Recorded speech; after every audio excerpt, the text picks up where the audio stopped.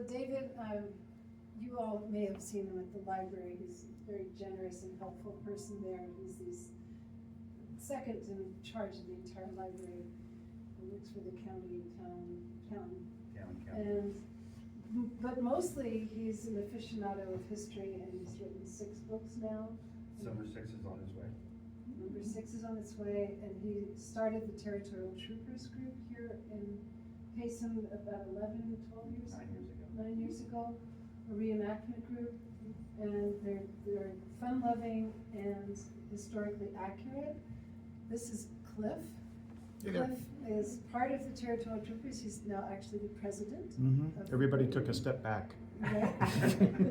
and you also make sure firearms are incredibly safe. Yeah, There's I'm the armor. the armor, Yes. and they do everything authentic. You'll notice David never wears a belt. He ties his pants and things. Every bit. And David dresses this way. Dresses this way every day because it's so he loves it so much. And it's a great guy. He's a member of the Western Heritage and Film Committee. He's been very, very helpful. He designed our logo, which is on wherever my bottle is. Where's my prop? Underneath your seat? There is a bottle behind Here us. it is. So he designed, he's a really good graphic designer. And, yeah, and he does a lot. But I can't sing. And David and Cliff inspire a lot of people to have fun with them. How many people are in your group? Like, I think we have 14. 14, I think. Yeah, that's what it is. so how was that? Good? Yeah, David. Good. I'm glad you're here. Thank you. Okay, so this is Kyrie. She's actually one of our newest members, and she, oddly enough, I needed a person for a movie role. I'd known her a couple of years earlier. She came to the library to borrow some stuff. She came back in, and I told her, hey, I'm looking for an actress to play prostitute. She went, oh, good. Oh, thank you. That's a big pickup line. She's like, I'm game. So she ended up playing in this movie that we filmed over Calico Springs, and she did an amazing job. She's kind of got my lead go-to actress now, and so which is why she's here. I'm like, please do this, please do this, and she's like, okay, I can do it. And so today the history she's doing is about Eva Blanchard, aka Annie Sullivan Wiley. Just brief background, this is taken from an oral history from a woman named Elizabeth Healy who knew Eva Blanchard, and they recorded her in the 70s, I believe. She was in her 80s at the time, and she remembered all this stuff about Eva Blanchard, who was one of the biggest madams in Tucson. She also won the richest. At one point, but at one point she gets arrested in St. Louis after she gets drunk and kicks out the windows of a cab. I also found a lot of newspaper articles and other stuff that added to this whole story, but really a lot of it came right from this. But when she was arrested, she was wearing about $4,000 worth of diamonds. That would be about $120,000 today. So yeah, she did very well for herself. I'll give you the end of the story after Kyrie's done with the middle part. So, but for the moment, I'm going to leave it to her. Hello, thank you for having me today. I am Eva Blanchard. I started out as a young child in New York, going to a convent school. They taught us reading, writing, arithmetic, cooking, music, math, all the things that we would need to be doing to become good wives and mothers. Bad chance of that. People didn't want us.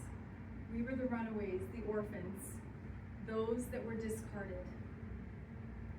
Not a very high likelihood that we would be able to be married. I got to learn the sums. My sums, math, was what ended up getting me farther than most people and a higher respectability for myself, despite my job. I started out in the sporting life. at 16 years old in brothel houses. Just 16. Nobody wanted us, nowhere to go. So once we graduated the convent school, we were out on our own. Nowhere to go, nowhere to be, just on our own. I ended up going, budding around with Bertha. Her and I decided that we were gonna go to New York and then to Boston. However, one thing you learn in this trade is nobody sticks around for very long. Don't know whatever happened to Bertha. Gotta stick up for yourself, keep moving forward. We ended up changing our names. I ended up changing my name, and advertised myself in the paper as clairvoyant. Everyone knew what that meant. But again, you couldn't trust many people, so you had to go with what you knew. I knew my sporting life pretty well. 10 years in the circuit, boomtown to boomtown, parlor house to parlor house. Couldn't stay in one place very long. You ended up needing to be moving more often because the men got tired of you. Or the constables would come around and expect for them to be lining their pockets with the money that you earned on your back and knees. So we would end up getting with madames what I ended up becoming. That's what I wanted to be. Instead of having people take from me, I wanted to be the one that stood on my own 2 feet. So again, boomtown to boomtown, I decided to go to Tucson. But I was smarter, more ambitious than most. I didn't drink, hardly, stayed away from the opium and the laudanum and the cocaine. Being in parlor houses as we were most of the time, it got boring waiting for new clients. But the girls that spend their money after paying the madames or pimps on booze and hops, they weren't going anywhere. They ended up having to stay in the same places, same roundabout circles. So, but again, to tie up the tedium, they would start drinking or smoking or doing drugs to numb either their emotional feelings or the physical pain that they might have been going through. By 1890, I saved enough money to get my own parlor house. I heard about Tombstone and Bisbee. They were booming towns at the time. So coming from east to west, nobody told us how damn hot it was gonna be. So getting the place that we ended up getting, we would end up having to line the doorways and the windows with wet sheets to be able to stay cool. But my business being a business that took place at nighttime, we just had to make sure to sleep through the day. And we had fans to keep ourselves cool and parasols if we had to go out anywhere. But again, it was super damn hot. Well, Tombstone ended up being a bust. The mines flooded in the 1800s. And then Bisbee was a company town that was full of regulations that we didn't really, quite frankly, want to handle. But Tucson, that was the place to go. It was on the Southern Pacific line where people were coming and going more freely. So we ended up getting to have new clients more frequently and weren't getting bored of, people weren't getting bored of us. The red light district on Maiden Lane in 1891 was where we all ended up going. There was a few brothel homes here and a few brothel homes there, but none as nice as mine. The town council did outlaw soliciting though. So when they all dispersed, there were homes that were being taken over as brothels. There were, the hotel lobbies were getting solicited in and brothel homes were being brought up into these nice upper class neighborhoods.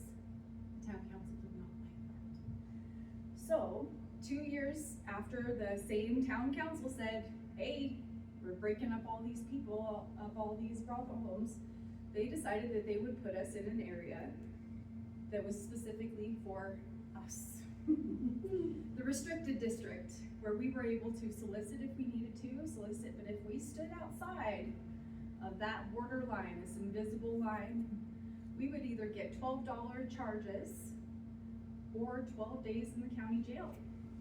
So we tried to make sure to stay in our lane. They wanted to locate us to Pearl Street, which is mainly Chinese town. I didn't want to go there because the homes weren't nice enough. I decided that I was going to open up Gay Alley, my number 12, beautiful 2-story home that was perfect for what I needed. I indulged in myself. I had the nicest, my number 12 was the nicest 2-story parlor, full of velvet curtains, mahogany furniture, crystal chandeliers, and the nicest liqueur. I had 5 or 6 women working for me at a time, the prettiest in the alley. I would make sure. About once a week or so, we would get around and doll ourselves all up with the finest fabrics from silk stockings, all the way from Paris. We would get in our little buggy and we would go on a ride, kicking up dust. Well, the blue collars and the blue noses didn't really like that very much, but we weren't doing anything illegal. But we wanted to make sure that people saw us, get us more attention. We weren't doing anything illegal though. Had no problems with my girls. They knew what side their bread was buttered on. Made sure to follow the rules and stay with me. As we were learning each other, they knew not to mess with me. I would keep them safe. They would follow my rules. No drinking, no hops, no drugs. If you did, sorry, go find another place to work. One girl tried to skip out on rent, but I kept her trunk. We ended up going to court. I won, because I win. Might seem mercenary, but when you keep the girls indebted to you, they'll stick around for longer. Not that I was a mercenary type, however, I was not a procurist, but I was, you fight for yourself. And when it was a business, it's business. I indulged in myself. I got a $500 buggy, a thoroughbred horse named Sullivan, and I decided that I was gonna invest in real estate as well. So besides the number 12, I had my favorite, the favorite saloon, and a few casitas on Stone Avenue that I rented out. By being a property owner, I also got in more with the constables and the officials in the town, made myself a little bit more upstanding, and had a more reliable income by renting and not having to just rely on other women. Again, that gave me town council respect, and I ended up having to present something to them regarding some of their rules and regulations they were wanting to do. That brought me to George Smalley. He's a newspaper writer of the Tucson Citizen. He was at one of those town council meetings and decided to write about me in his newspaper. He wrote in there that I was fair, fat, and fully 40. Well, I went to go meet and speak with Mr. Smalley the next day with the Colt 45 as my companion. And I made sure to make sure to tell him with the pistol shoved right into his back that if he ever talked about me in his newspaper ever again, I would blow a hole in him big enough for a sewer rat to crawl through. As I'm leaving, I turn around and I said, Mr. Smalley, I may be fat, I may be fair, but I am not 40. The sporting life had many stories, good and some bad. I tried my very best to make sure to donate money to those in need, and being an orphan myself, I made sure to give $500 to the Women's League that was on the board. They had a women's league. That money went to the orphans. Now, being Catholic, I also stayed true to the faith. They were building a beautiful St. Augustine Cathedral, in the hometown in Tucson. And I approached Bishop Brigard about putting in a stained glass window in representation of my family. The bishop was very kind, and however, he declined my offer. Wondered if it was from the way the money was earned. We would never know. However, he was quite polite about it. He declined, but I never forget a slight. About the time that the cathedral was to be completed, they were running out of funds, and the bishop sent for me, asking me to donate the money to build this stained glass window. I said, thank you, Bishop, but no, I never forget a slight. So I have many more stories that I could be telling about Joe Wiley, how I almost blew his head off with a Winchester, or I saved Sue from a 3-year prison sentence, or Exie Sedgemore, or another man decided to borrow my money to buy a roulette wheel and gambled with it and then refused to pay me back. All of which we stayed in court. I won again. But again, those are stories for another time. I quit the sporting life in about 1903 and headed east. Married a man named Joe Wiley, the same guy that I almost shot his head off. Again, you might have to read or learn about that in another book, perhaps. Moved to Chicago, changed my name to Mrs. and from Eva Blanchard back to Mrs. Annie Sullivan Wiley. Settled in Douglas for a little bit of time, but I was missing Tucson. I wanted to go back to Tucson. So Joe happily let me go back to Tucson. But I changed my name to Mrs. Annie Sullivan Wiley. Just a few years earlier, I was Eva Blanchard, the Madame of the meticulous number 12 brothel house. Money can't buy you respect, or money can't buy you love, but it sure can buy you respect. And it seemed that changing my name to Mrs. Eva, or from Mrs. Eva Blanchard to Annie Sullivan Wiley, it was like everybody developed a case of amnesia. Yes, Miss Wiley, right away, Miss Wiley. Nobody remembered me as Miss Eva Blanchard. I was now Miss Annie Sullivan Wiley.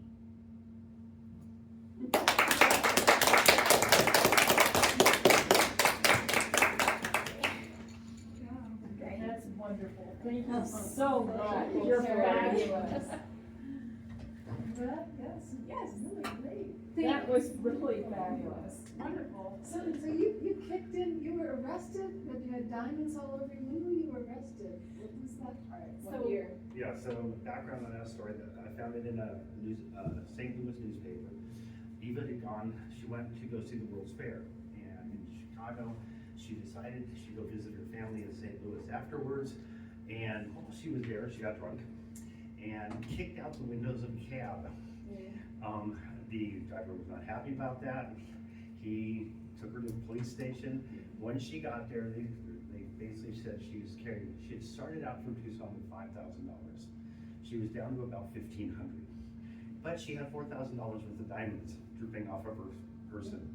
And so yeah, they recorded all this, and then it actually got back to the Arizona papers, and they're like, oh, Annie Sullivan Wiley, we know her, that's Eva Blanchard. She's a big man over here. And so yeah, she did very well for herself. She did buy a lot of property in Tucson. The casitas she bought on Stone Avenue, she later sold them to the Arizona Daily Star for their offices. They tore them down and built their offices there. She made a fortune. She lives in Tucson. The rest of her life, Joe Wiley, her husband, after they married, she seemed to have a little less. She didn't seem to have to blow his head off as often. She actually, the story behind that one is they got in a fight, and they got in a fight. She kept his stuff. He came back to her brothel and says, "I want my stuff back." And she's like, "No, not until you pay me." And he owed her some money, and he said, "Well, I'll just take some of yours." They start to fighting. It gets physical. He punches her in the face.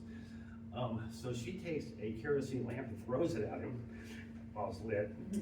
When he does not immediately catch on fire, she goes into the back room, comes out with a Winchester and puts 2 bullets right past his head. They both get arrested for assault with intent to kill. But by the time the court meets 5 months later, and the court's only met twice a year, but they made up, and so they dropped the charges against both of them. So, so yeah, there's a lot of stories. Eva Lynch, she's really the rest of her life in Tucson. Wiley dies. Wiley he's a crazy character too. He's a professional gambler, and he couldn't give that life up. Even after the outlawed gambling, he tried to do it outside city limits. He kept getting arrested again and again. I kind of wonder why she didn't just kill him or divorce him. It's really, either way, she would have been better off. But she stuck by him to the end. He dies in I can't remember what year but he's buried in Evergreen Cemetery. And he didn't want a headstone or anything like that, so there's an unmarked grave there. They know where it is, but there's nothing showing it. Annie lives by about 10 years. She dies and she's in her 80s. And she's buried in Holy Hope Cemetery, the Catholic cemetery there. And there's a headstone for her. It says, Annie Sullivan Wiley, a pioneer. That's great. Yeah, so a lot of actually. stories, and this is being a historian. A lot of it was she befriended Eva and Annie, later on in life, befriended a woman named Elizabeth Healy. They spent a lot of time together, and she told Elizabeth Healy a lot of her stories. Years later, when she was in her 80s, Elizabeth Healy talked to a person from the Arizona Historical Society while she was living in Florida, and she told Eva's story to this woman in this oral history. It is one of the very few I've been able to find about prostitutes. A lot of them are very, very common, talking to elders, Native American, stuff like that. But really, prostitution got talked a lot about, but nobody talked to the prostitutes. And so there's very little record from these ladies at all. The book I wrote is pretty much compiled from police court records, newspaper articles. This one single history is where I got most information on Eva Blanchard, but there's just very little information. And these girls, they moved on. There was a transitory life. Like she says in the thing, they stayed in maybe a year or two, and they were gone to the next boom town, to whatever it was. Adams were a little different. They tended to stay put because they usually owned the property. Eva owned number 12. She owned a favorite saloon, and so she was kind of locked in there. But it was easy, just the girls just came through and they left, came through and left. And there's always, especially in that time period, a lot of people forget there was very, very, very, very few opportunities for women, especially out west. Back east, you could go work at a factory. There were factories, there was all this kind of thing. Most of the industry out here in Arizona was extractive. They were taking cattle, they were taking mining, there were soldiers, but there really were no factories out here or anything where they could work. So if they ended up on their own, they had to be an entrepreneur of some kind, which basically Eva was. Or be a washerwoman. If you're respectable, you might be able to be a teacher, but there are very, very few options for women out here. And if anything happened to you, husband left you, deserted you, whatever, I mean, there's so many different scenarios. All these girls have a different story. It's unfortunate we don't know most of them are, but if you found yourself on your own, really, prostitution was an option, and it was better than most of the other options out there. These girls were making where normal working class guy was making, $5 to $7 an hour, $5 to $7 a week. They're making, but then again, they also lose respectability. At one point, they asked Elizabeth Healy, she goes, well, how long did the girls live? She says, they basically lived hand to mouth, but when they did have money, they went to the stores and spent it, but they couldn't go into the stores during regular hours. They had to go after hours. If they went to church, they had to go between services. So it was really, once you crossed over that line, there was almost no crossing back. There are a lot of people in Holy Hope Cemetery and Evergreen Cemetery are prostitutes who killed themselves. That was sometimes when we went out.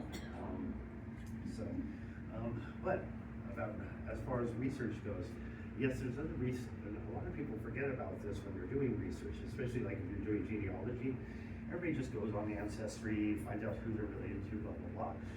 But they know nothing about them, you know, who was this person, who was this great-grandfather of mine. There's, you know, they know his name, but they don't know anything else. One of the best resources I found for doing research is newspapers.com. It's a subscription service, but they keep adding newspapers from all over the country regularly. So if your ancestor was, say, in Idaho or something, usually most papers have, most towns like Tombstone, almost all of them have two newspapers, one Democratic, one Republican.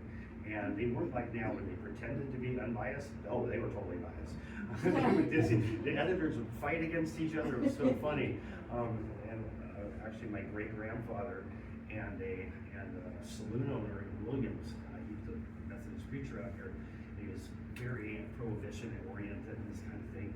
He and a local saloon owner literally got in a fight on the editorial pages of the Williams newspaper that ran for about 2 weeks. Every issue that came out, one of them was taking a swipe at the other one. It's really kind of funny stuff.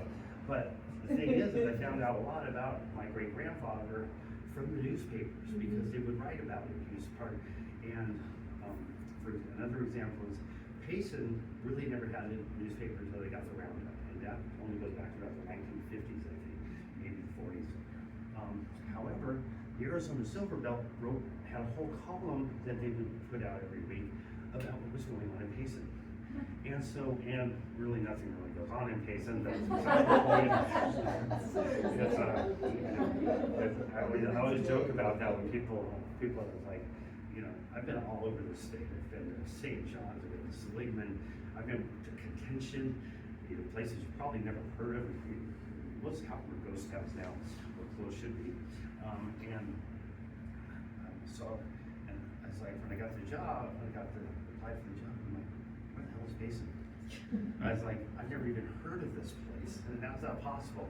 So then when I got up here, I was like, okay, well, I'm gonna go look at Main Street.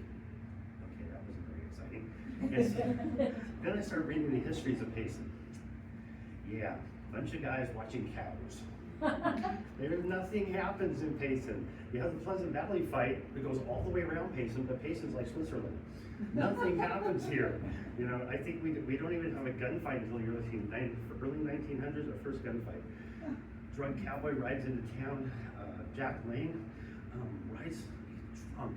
He's racing his horse up and down, firing off his gun. And the coal cord, who was actually the town councilman, the street's named after him, came out and he's like, okay, buddy, stop. Put away your gun. Go drink as much as you want in the saloon. We don't care. We're doing this. So Jack's like, okay, goes in, has a few more, comes out, gets back on his horse, gets out his gun and starts yippee. Well, he rides through a children's croquet game. Oh. Yeah. So Colcord comes back out and he's like, I told you once. He goes, am I gonna have to call the city marshal? Well, Jack is stupid. He's drunk. And not a good combination. He decides to pull his gun. Colcord pulls out a German Luger, semi-automatic handgun, not a Colt 45, a German Luger, and shoots him out of the saddle. That is the first and only gunfight that happened in the territorial period during Payson. Yeah, that's all we get.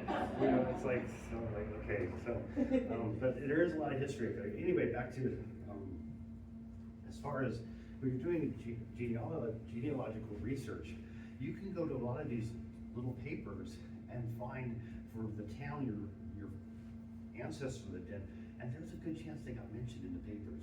Because a lot of them were so desperate for news, they would print anything.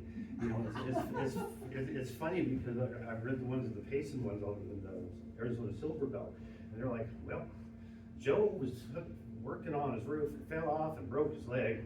He's mending up okay. I mean, it's like, they have the guy's name, and they like, so you actually can find stuff about your ancestors. Most people never think to look in these places. So yeah, there's a lot of good resources. As far as, you know, working on hardest ones to find are prostitutes and outlaws, which is unfortunately sort of my specialty. By accident, but prostitutes, because they move so often and they change their names. You know, if they, like Annie Sullivan changed her name to Eva Blanchard, which oddly enough was her friend Bertha's last name. Bertha used a different last name, and so Eva Blanchard probably just stole Bertha's last name and became Eva Blanchard. Eva was actually Annie's middle name. You know, so yeah, but these girls would change their name wherever they moved to a new city, and you know, and kept the constables off of them, so they couldn't, you know, the constables in one burg couldn't say, hey, this girl's coming your way. Her name is, well, this girl no longer has one. They didn't have ID. It's not like, you know, I want to see your ID. That didn't happen. So yeah, it's, so, and the other one is outlaws. Outlaws are really tough. I'll give you a great example. Johnny Ringo, who you've probably heard of, saw the movie Tombstone. No, he shot himself in the head. Just as an aside, yeah, he was. Doc Holliday did not kill him. He shot himself. Doc Holliday still gets credit for it because of the movie, but no. Johnny Ringo was manic depressive. Everybody hated him when he was drunk, and all his friends were dead. His family didn't want to see him. That was a big thing. He went to try to see his sisters in California before he killed himself. It was 3 months beforehand, and the sisters wouldn't even let him in the house. They were like, no, you're an outlaw now. You're a known outlaw. We don't want you around. Go away. And so, yeah, and so it's really hard to find any information about these guys because their families literally cut them out of the family Bible. I mean, and of course, then they too changed their names. Big Dan Dowd, who was one of the Bisbee, involved in the Bisbee massacre, they asked him, they go, what's your true name? And he goes, it's Dan Dowd. He goes, that's the name I'm gonna get behind under, and I don't have no other.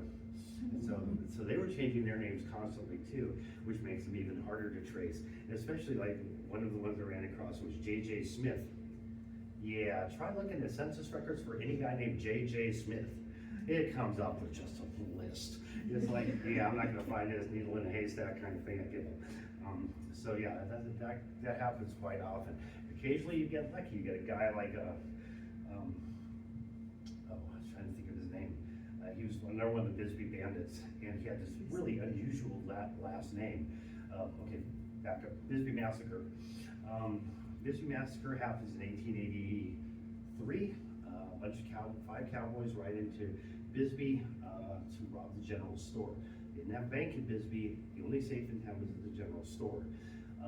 And they were expecting to get the mine payroll. The mine payroll, unfortunately, had been stuck in the mud on the other side of Mule Pass and didn't get there till the next day. Well, 3 of them went into the place to rob it. The other 2 stood on the porch with Winchesters, and they shot anything that moved. By the time they rode out of town, they had wounded 1 man, killed 3 others, and they killed a woman. Well, the guys weren't really that big a deal, but don't want to kill a woman in the Old West. Big mistake. It takes them about a month to track them down, a month to try them, and a month to hang them.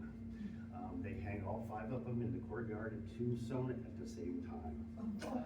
Largest hanging in Arizona history. But one of the guys' names, he went by Red Sample, and oddly enough, he was really easy to find. Census record for guys named Sample, there's very few of them, and I found his family and everything else, so I was like, well, this is really cool. But most of the time, the outlaws are almost, in fact, he even kept his own name and was going by that as an outlaw. It's really unusual too. But yeah, a lot of these newspapers have stuff like that. Another one is court records, and this is especially for like the prostitutes. One of the things I found a lot of them was the old civil court records that I just went through, really page by page, reading what these girls got arrested for, and you know, and they're fighting, they're stealing from each other. They're really not. You really didn't want to be a low-level prostitute. It was not a good life. They really treated each other like crap. And they would get arrested, they'd pay their fines, do their time, get back out. You know, there's one woman I think I found like 7 records for her. She and this other girl could not start fighting amongst each other. They beat the crap out of each other about once every other month, and both get hauled in, end up being thrown in jail or pay their fine. They let them out, they get drunk again, get in a fight again. It's really, but these are also the girls, prostitution, especially in Arizona, was very, it's a downward mobile job. You start out in the parlor houses, and then once you get a little older, you're down to a brothel, then you're down to a cottage house, then a crib, and eventually you end up a street walker. Street walkers are the lowest of the low. The street rockers, the crib girls, and some of the brothel girls were the ones that got in trouble. The hardest, actually I forgot one, very top is the courtesans. Courtesans never show up in records. They're usually kept by a very wealthy man. If they have more than maybe a side client or two, but they're way up here, and there's no record at all. Eva was very unusual because she actually was able to turn what was betting a dead-end career and actually go upward instead of downward. There's a couple others. Belgian Jenny, Jerome, same thing. She started out as a prostitute in Europe, came to America, dropped her son off in Chicago at a boarding school, Catholic boarding school, and went to Jerome. She ended up one of the richest women in Arizona. Unfortunately, she got shot to death by her gambler boyfriend in Gold Road. He decided he wanted her money and went to her room one morning, kicked in her door, took a shot at her. She got past him somehow, ran downstairs, ran out to the street. He chased her and just kept putting bullets in her. He shot her 3 times. She fell down in the dirt, and she's begging for her life at that point. He went back into the saloon, reloaded the gun, came back out to the other bullets, and said, "Oh, you're not dead yet?" Bang, shot her in the head. The happy ending to that story is they hanged him. Actually, it's a really happy story. He was so, he was trying to put on a brave face, really trying hard to act like, because back then when you were getting hanged, you wanted to lock up the gallows yourself. It was like, this is your final exit. You want to look like a man when you do it. He fainted. They literally had to pick him up, walk him out to the gallows, walk him up the stairs. They put him on the trap and held him with the rope around his neck, put the hood on, held him, and they said, "Go, go." Wow. Goes through. So yeah, that's very, very ignoble death. What about the son? What about the son? Does son get the money? Oh yeah, the son comes. This is even better. Yeah. So the son is married, has a couple of kids. These stories you just can't make The these up. son of who?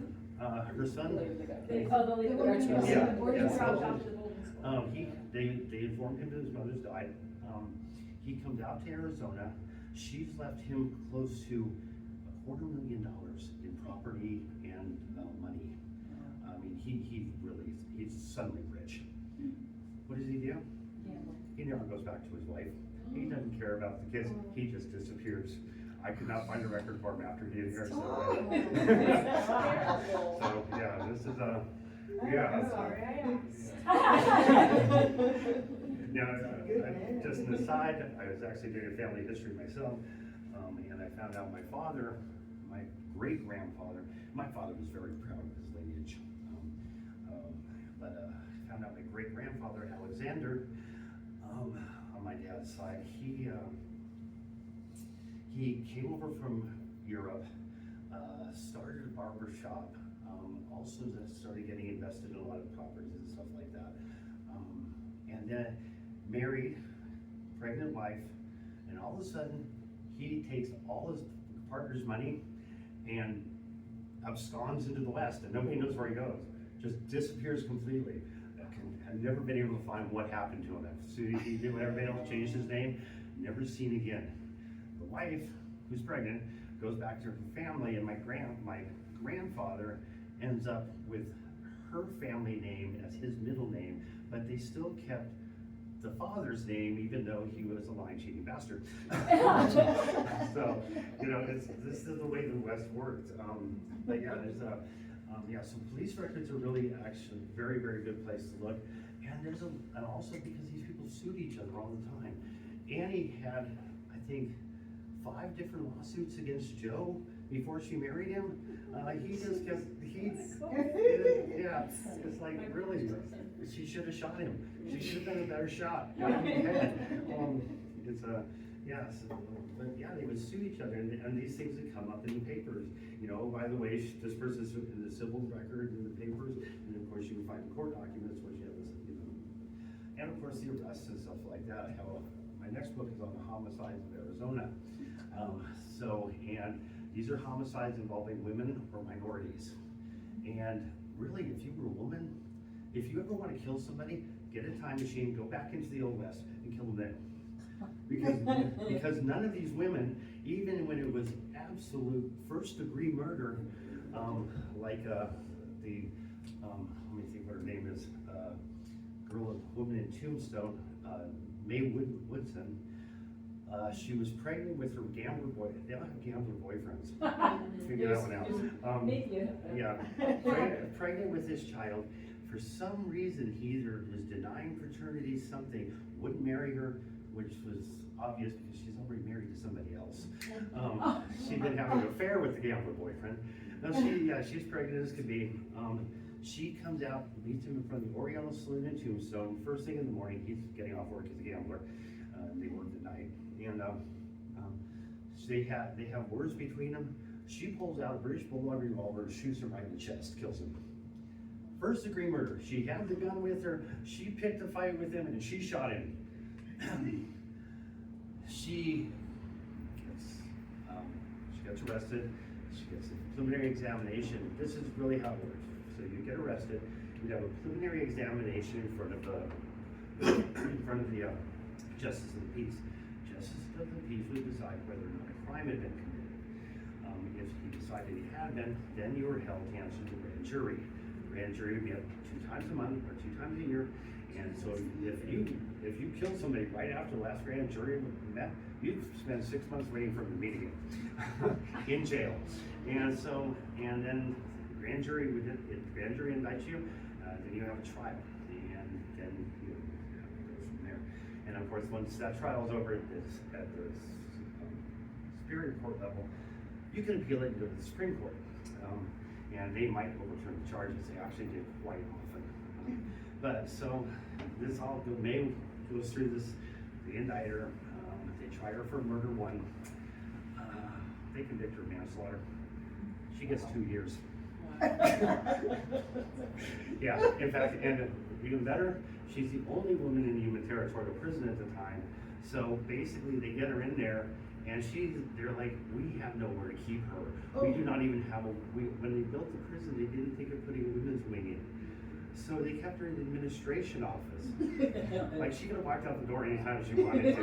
There are no bars anywhere. So she does about a year and 2 months, I think, altogether for the shooting. And then they're like, just get her out of here. Just get the governor, pardon her, get her out of here. The governor's like, okay, I'll do this. I don't want to, because I think she has to serve the whole sentence, but citizenry is insisting. And they're like, okay, I'll do it. But the thing is she has to leave the territory, never come back. Well, so they let her out. She gets on the train. She goes to San Francisco. Now, a month later, she's back in Tucson visiting her mother.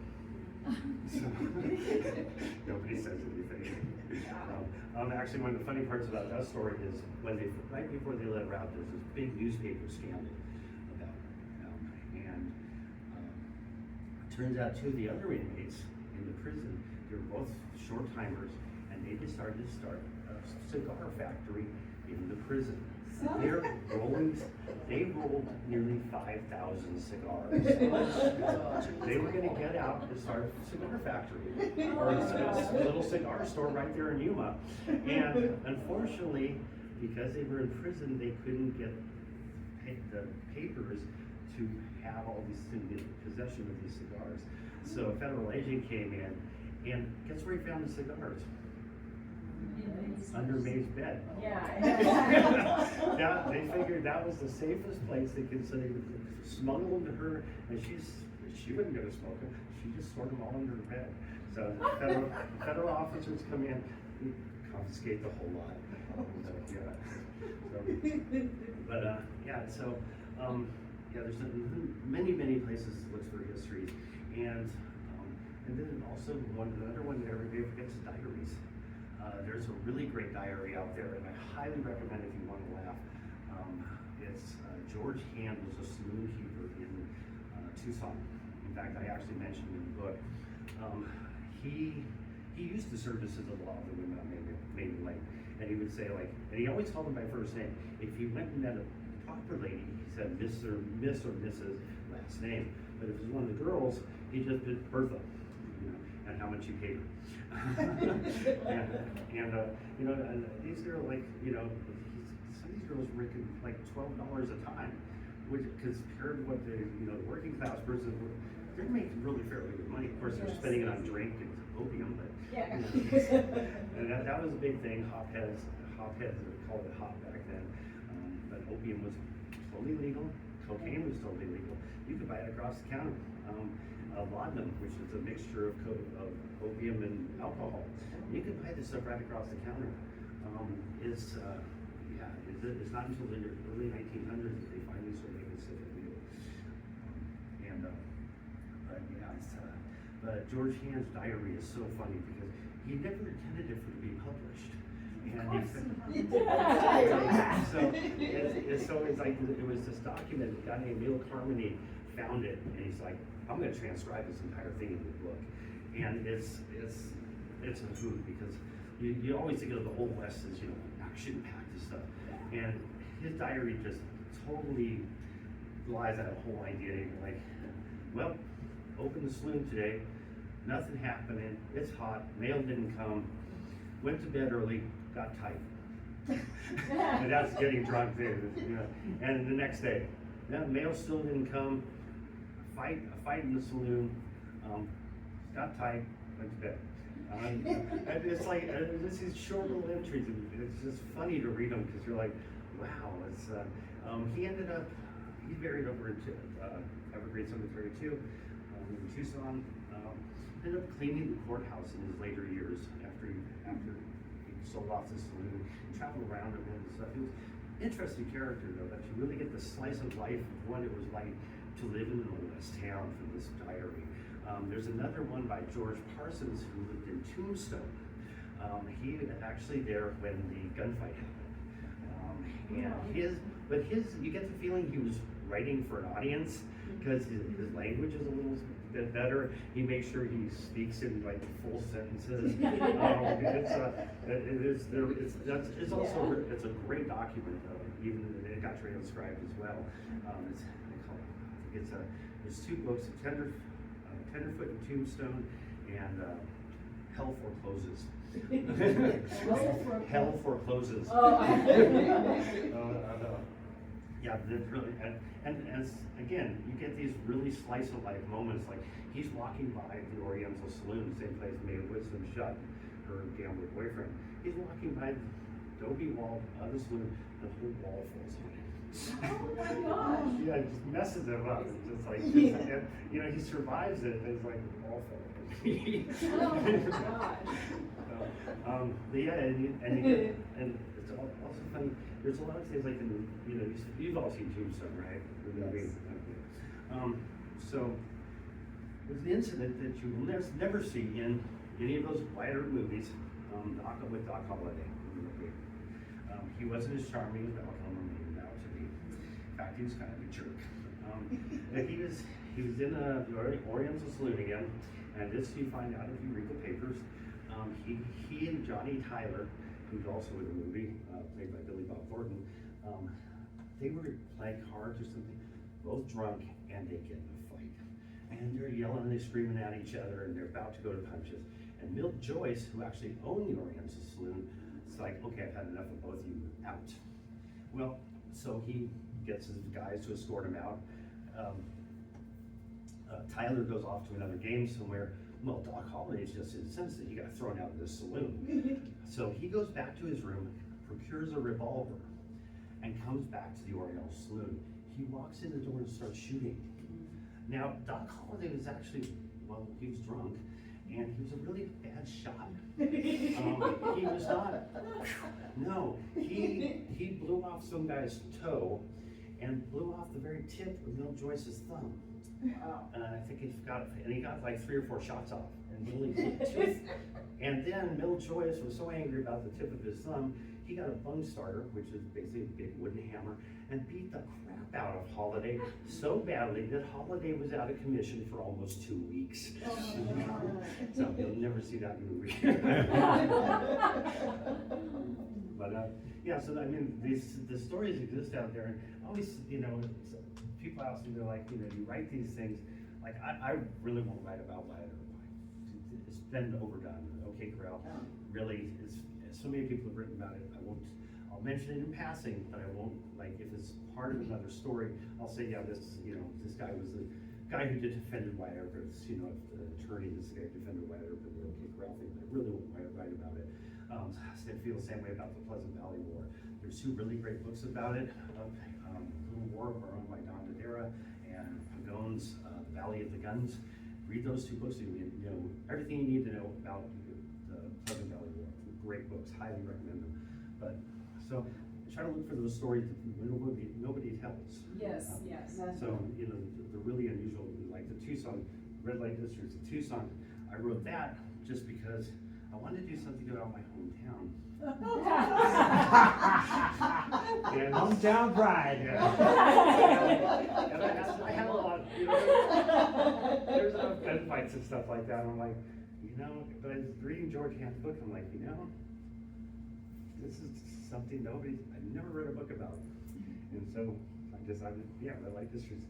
I'm sure Tucson's really happy about my book. You know, hometown pride. Keep the city back. Yeah, so, it's, but yeah, the Augustine Chacon, Marshall Trimble, the Arizona State historian, yeah, storyteller, better. He wrote that Augustine Chacon, banded out in Morenci, killed 63 men in his career.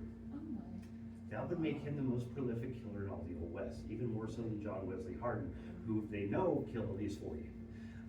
John Wesley Hardin was a psychopath, and he got what he deserved in a slough in El Paso, right in the back of the head. He didn't go up against the front of a gunfighter, he shot him in the back of the head. Well, Bill Hickok, back of the head. John Wesley Hardin, back of the head. The list goes on. But anyway, so I started looking at Augustine, like, wow, he killed that many men, I never heard about this guy. Well, that's because you start picking apart those legends, they fall apart really quickly.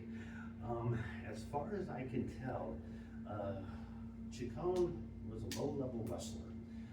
He would steal from the white cattlemen, sell the beef to local butchers to be butchered for the Mexican population. And that's all he really did. Probably some horses too, but cattle rustling, horses. He gets involved with a couple other guys who break into a store in Morenci and steal a bunch of stuff out of it. And he happens to be staying in the same house with them. Well, one of the guys cuts his hand, and there's a blood trail leading right back to the house. And so, yeah, these guys really, you just go, what? So, you can go back and break that up, you know? But, so the officers show up the next morning, these guys start to run up the hill.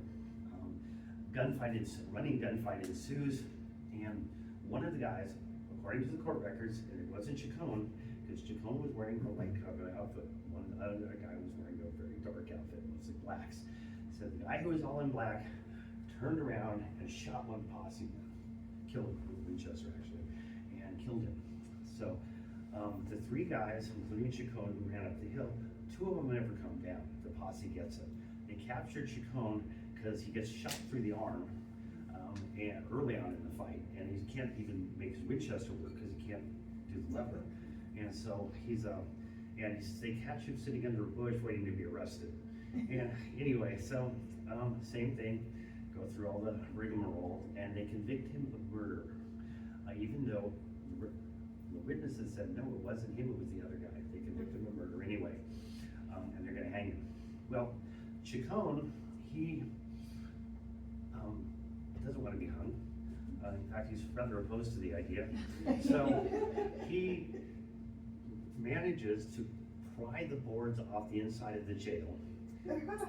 Somebody slipped in tools. He literally crowbars them off, bashes out the adobe wall, and crawls out the hole. Runs down to Mexico and is never seen again for 5 years. Yay. So, yes, go Augustine. Okay, here's where it gets really interesting. So, we have one body, it's not even really his, it's one of the other guy killed him. So, but he's been convicted of murder, they want to hang him. Augustine Chacon, by his own admission, went down to Mexico, didn't have anything to do. He wasn't a complete outlaw. He actually owned a wood cutting business in Morenci. And stealing cattle was kind of a side hustle, for lack of a better way to put it.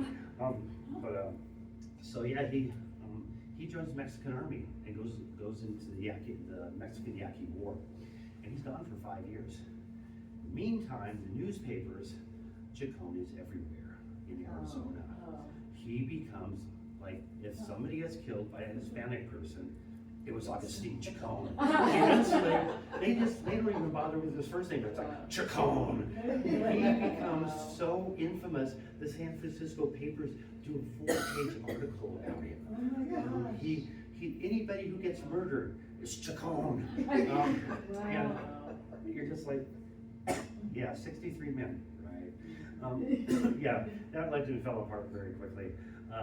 Unfortunately for Augustine Chacon, he gets involved with Bert Albert and Billy Stiles. They were ex-lawmen out of Cochise Cochise County, who decided to rob 2 trains. The first one went really well.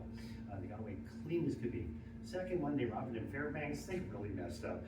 They ran into a former Texas Ranger who shot one of the 5 outlaws. And they rode off. This guy's got shot. And he falls off his horse. They don't even bother to stop. They just leave him there.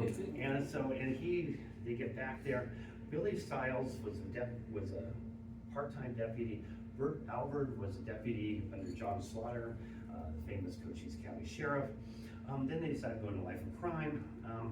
And so they decided to go for it? yeah, it's these guys flip-flop across that line really easily. The Styles have actually been my all-time favorite outlaws.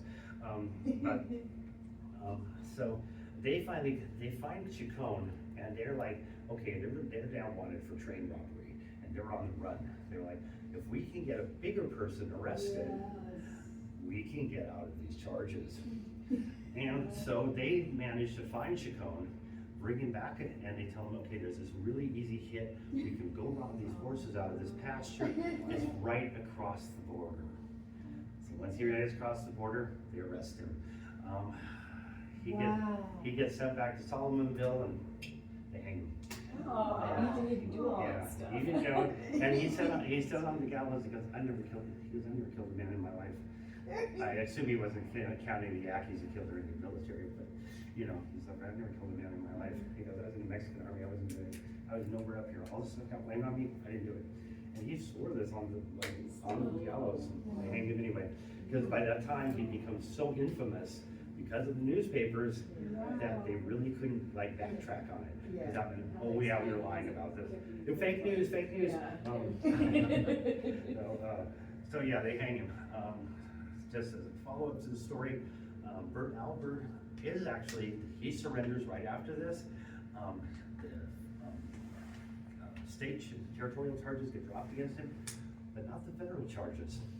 They convict him of robbing the mails, and they give him a 2-year stint in territorial prison. Okay, so he's about to be sent to territorial prison. He and Billy Stiles pleads guilty to it. Billy Stiles pleads not guilty, so they're waiting for, they want Albert to testify at Stiles' trial. Well, they have them both in the Tombstone jail. And these guys have already broke out of Tombstone jail once. So they're at the Tombstone jail, and guess what? They break out. they break out again. They go on the run, and they're gone for about a month, and they finally found him at this little cabin. Arizona Rangers and a couple of local lawmen firefight. Bert Albert gets shot in the leg. He can't run, he can't do anything. Billy Stiles is like, with his Winchester, just shooting at anything he can, and he realizes he's outnumbered, and this is not gonna work out well. So Billy Stiles runs. And Bert's like, hey, take me. Billy's like, no wait, keeps running. Billy Stiles is never seen again until he just disappears. He was involved in the first train robbery. He was actually one of the train robbers. He masterminded the second. He spent no time in jail because he's the one who turned state's evidence on everybody to get out of it. This guy, and then while all this is going on, he's working as a tracker for law officers, the sheriffs, and I mean, this guy just like so seamlessly just walks back and forth between that line. Finally, he's about 4 years later, he's living in Nevada under an assumed name. He's a deputy sheriff, and he goes to serve a civil warrant. And there's this old feud, and he's at this barn, and this guy walks up behind him and just shoots him in the back and kills him. And it was just, this gets even better. If you go on the Fallen Officers page and look for Billy Stiles, he shows up on all of them as a fallen officer. You're just like, wait, there's some irony here that didn't know. Anyways, so talking, I'm getting dry. Any questions? Wow.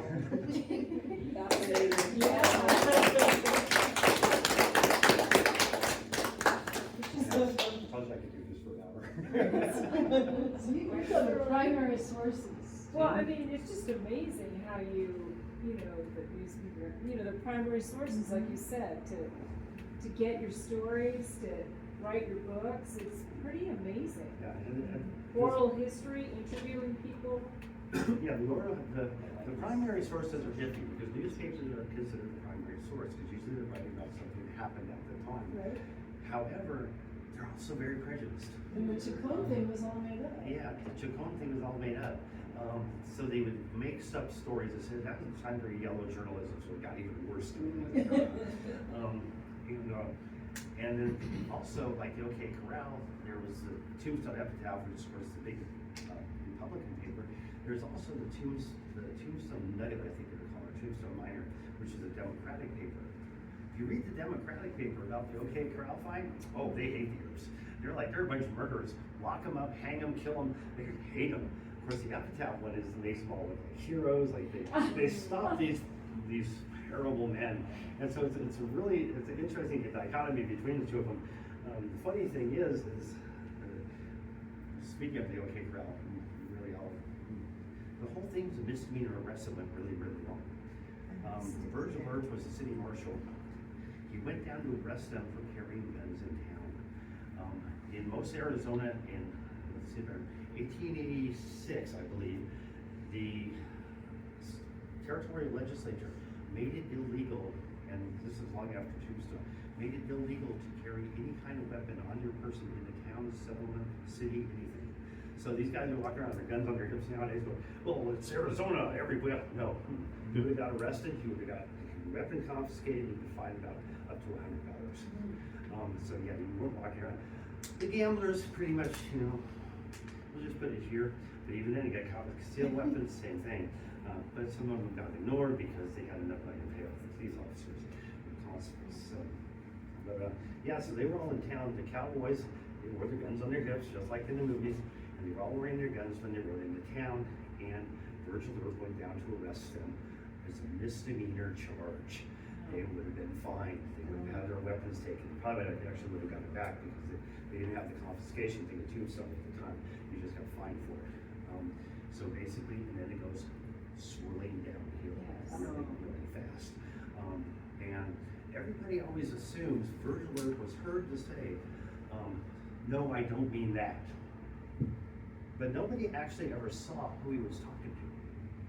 Because there's all these different because nobody's actually standing in the camera going, okay, you know, they didn't have that.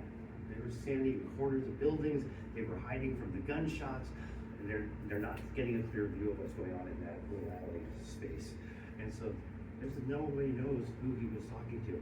I am of the opinion he may have been talking to Morgan and Doc Holliday, saying, no, hold, I don't mean that. He just wanted to arrest these guys, show power, show that they were in charge, and then it gets out of control and they all start shooting. Well, isn't the OK Corral about the size of this room? Yeah, the space between the buildings is probably about, about half the size of this. And we had 6 people firing at each other? Yeah. Or 4 on one side and 4 on one side and 3 on the other. 3 on the other. And to add insult to injury, you always see the 3 outlaws are armed and firing back. Tom McClory didn't have a gun. Tom McClory had flashed his gun at Wyatt Earp. Wyatt Earp took the gun, hit him over the head with it, and kept it. So Tom McClory actually didn't have a gun. That's why when they came into the alley, Tom was reaching over his saddle to get to his Winchester because he didn't have a pistol on him. And that's when Doc Holliday shot him. So yeah, he wasn't even armed when he got killed. Wow. So yeah, it's a whole new perspective about the OK Corral. Yeah. And then, that's it. So what's it, I'm trying to remember who said it. You know, only believe half of what you hear and none of what you see, vice versa. So, anyway, if you have any questions, I'll be here. If you want to buy my book, please. I do have some with me. Yeah, let's take a look at your books. I mean, it's